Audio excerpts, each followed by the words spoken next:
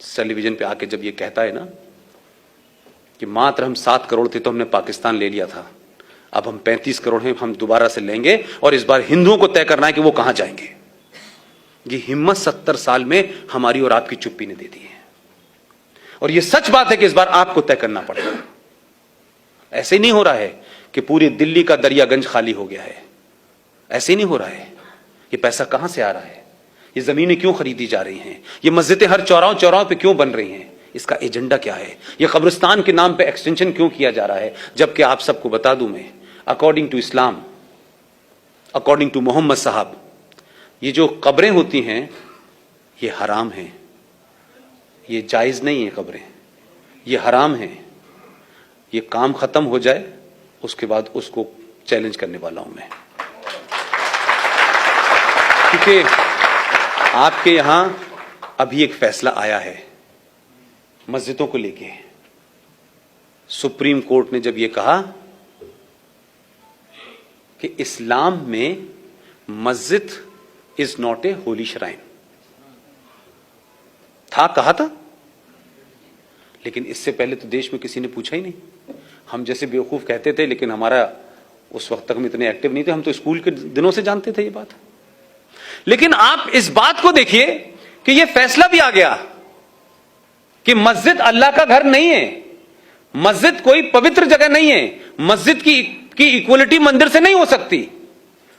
पूरे सऊदी अरब में जहां मोहम्मद साहब थे, मक्का से मदीना में रोज मस्जिदें बनती हैं, 6 महीने बाद उनको लगता है कि इसको हटा के वहां पे सड़क बना दी जाए, वहां रेस्टोरेंट बना दिया जाए, ओपन होता है, टेलीविजन है, आप सब जानते हैं।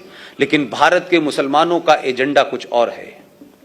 वो एजेंडा सिर्फ ये है कि मस्जिद बनाओ, फिर उसकी सेंसिटिविटी क्रिएट करो, फिर उसके अंदर पंचायत करो। और जो कश्मीर में 1990 में हुआ, मुझे नहीं पता आप में से कितने लोग थे, मेरी नई नई पत्रकारिता शुरू हुई थी, जम्मू कश्मीर में मस्जिदों में हथियार रखे गए, उन मस्जिदों से अजानें दी गई, रात भर 500-500 बार, 600-600 बार, कभी किसी मस्जिद से अजान हो रही है, कभी किसी मस्जिद से अजान हो रही है, और सब जगह से अपील की गई कि कश्मीरी हिंदू पंडित कश्मीर छोड़ दें, हमें कश्मीर चाहिए कश्मीरी पंडितों के बगैर और कश्मीरी औरतों के साथ। ये तो कल परसों की घटना है, कोई बहुत दूर की नहीं है।